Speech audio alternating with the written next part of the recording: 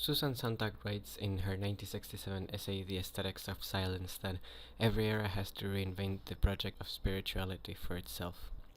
In it, she describes that silence in performance art serves various purposes, between them the purification of consciousness through the absence of a language to muddle it, and according to her, this is a method that art inherited from the entity that had dominion over spirituality and transcendental experience before it, which is religion.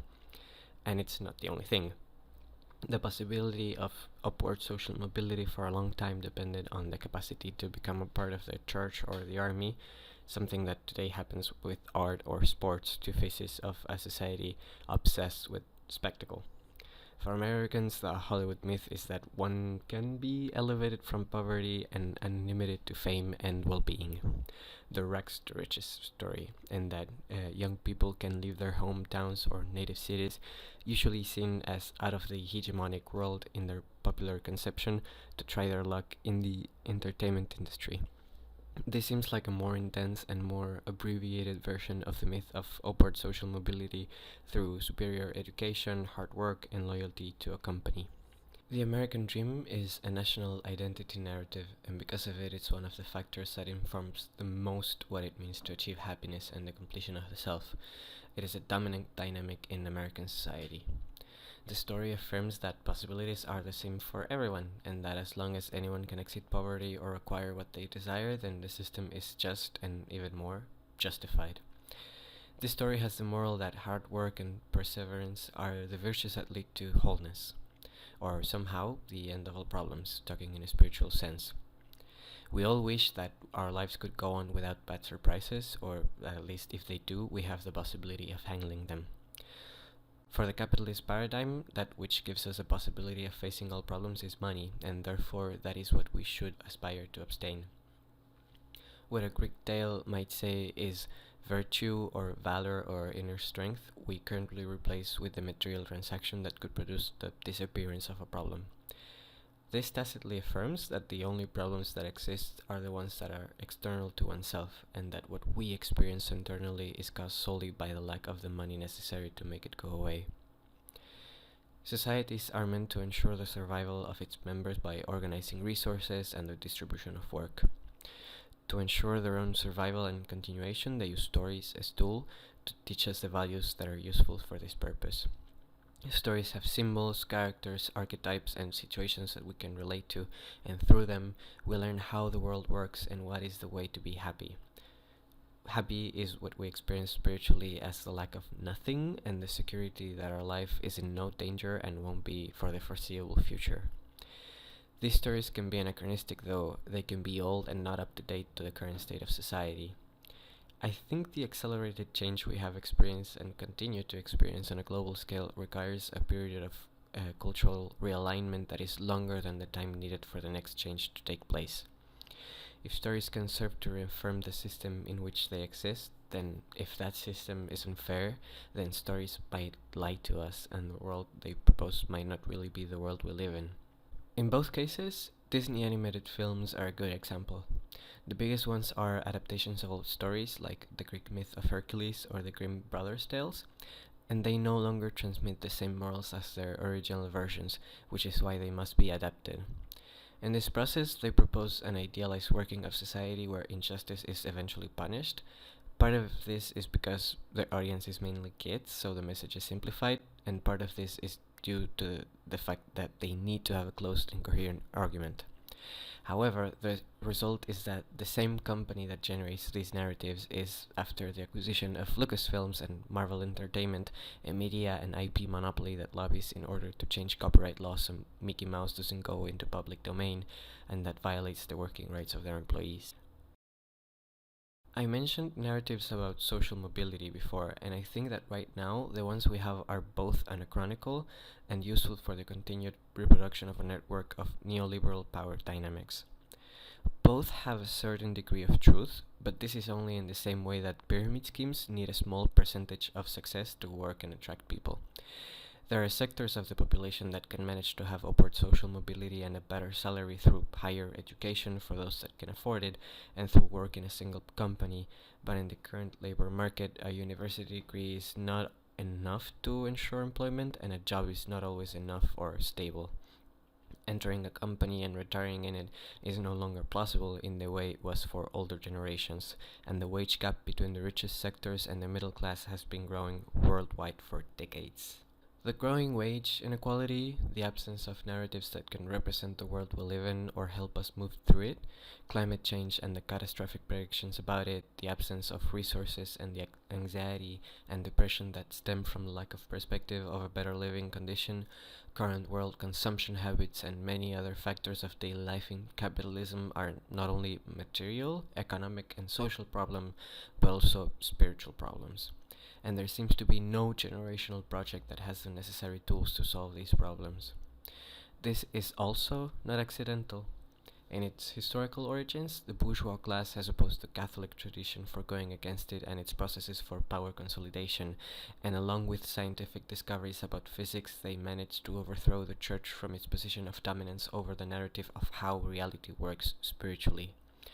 The philosopher and theologian Alan Watts describes this as the transition between two founding models that mark the psyche of Western culture.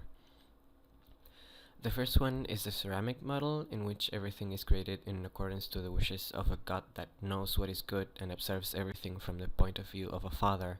And the second is the fully automated model, in which everything is created by chance inside a mechanical universe that is lifeless and without will or intelligence. The passage between these two paradigms could be described by Nietzsche in his quote regarding the death of God, and in it we replace the belief that there exists a sense or power higher to our own for the belief that our existence is the result of a series of accidents without sense or purpose, leaving nihilism in its place. This mechanicist version of reality has the consequence of taking away from us the possibility of believing in something bigger than the economic and financial system of capital, which means that in Western minds there is the conclusion that there is no escape from our spiritual problems. What originated from an opposition to Catholicism, which attempted temporarily to sabotage the class that would eventually rule the world, is now a belief that serves to perpetuate the network of systems that form the paradigm of that same ruling class. This is the reason why current anti-capitalist groups decide to integrate in their practices diverse systems of belief.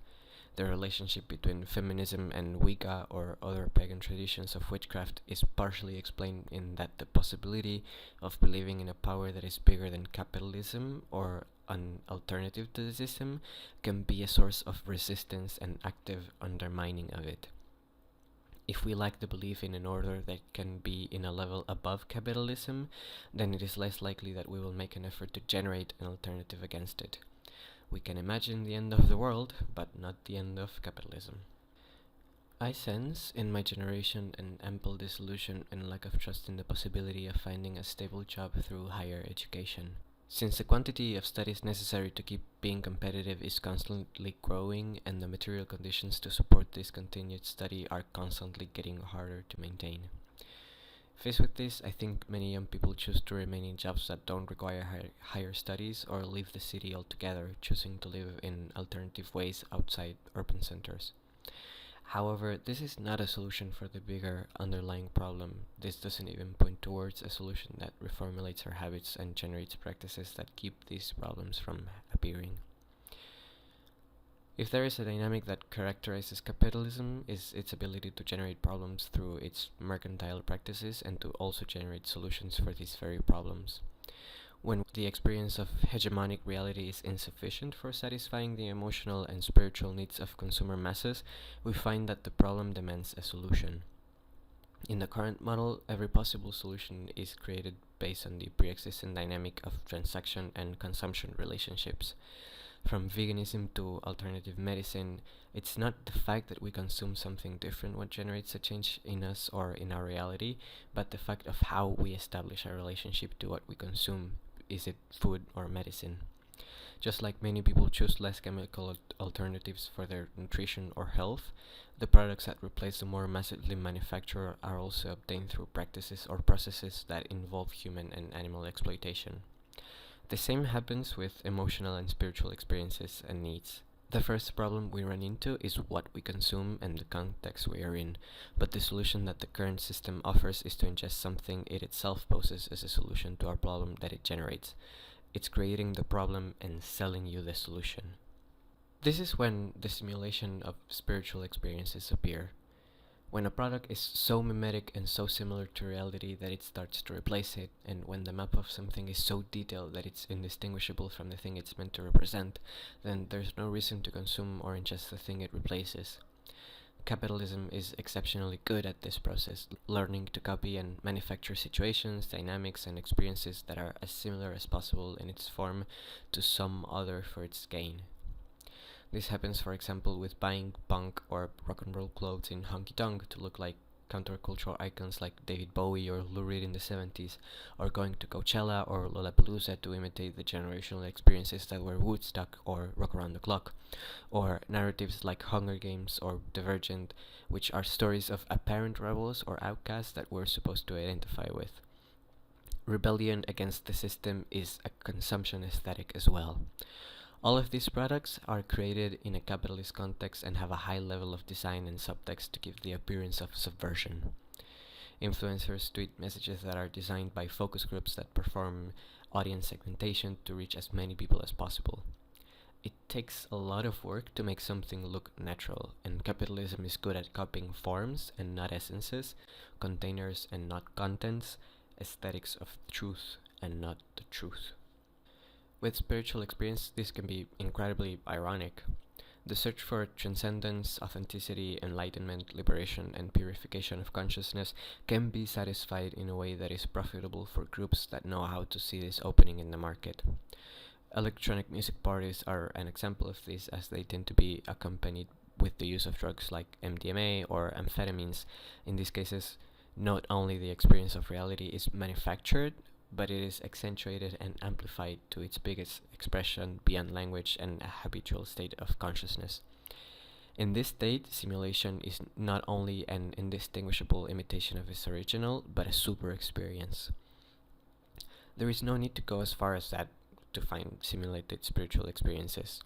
YouTube is full of channels dedicated to guided meditation, mindfulness practices, relaxing music, and instructions on how to manifest the law of attraction to obtain happiness, wealth, love, and for our wishes to come true. Many of the relaxing music channels, chill hop aesthetics are the biggest case of this, tend to have names like That 3MA Summer Night Breeze, Morning Coffee, Breathing Dreams Like Air, and they tend to have views in the hundreds of thousands. This is to say, they attempt to recreate in an immediate way the experience of pleasure and relaxation that can come from any of those situations, feelings that can be deeply spiritual in the sense that they are profoundly peaceful and they can make us realize, or that one doesn't need more than what is present at the moment. Many of these channels are created by particular users that want to participate in the aesthetic of a community that enjoys the same music genre that them, and that's okay. But some of them, mostly the guided meditation ones, tend to have repetitive or even identical content between each other because they aim to turn a profit from the ad revenue and high watch time.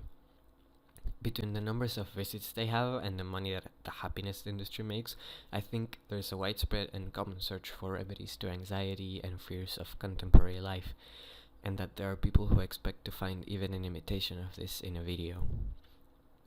Speaking as a Buddhist here, I want to note that many of these guided meditations are not based in real practices or traditions of meditation, but they're similar in content to self-help books that replace those practices or teachings with affirmative phrases and mentalization.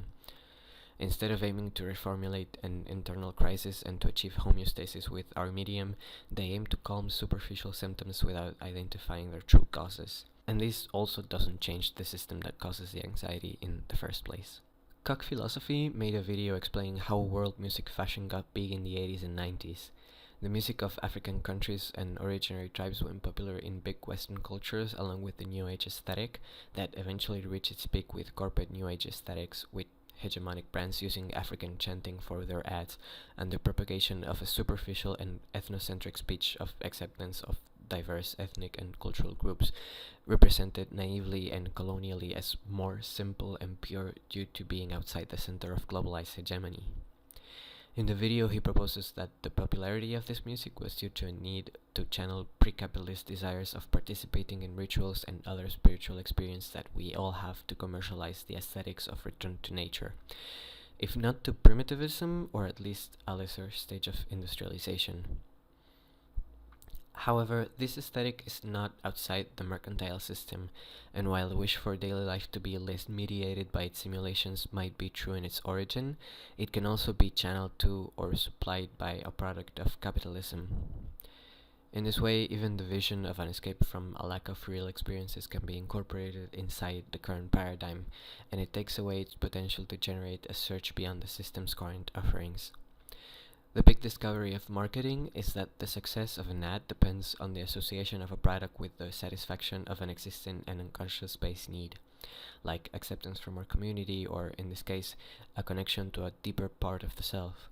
If what we end up wanting is to escape to a place that is proposed by the creator of what we want to escape, then not only this creator has control over our environment, but also its alternative, incorporating our wishes into its established dynamics.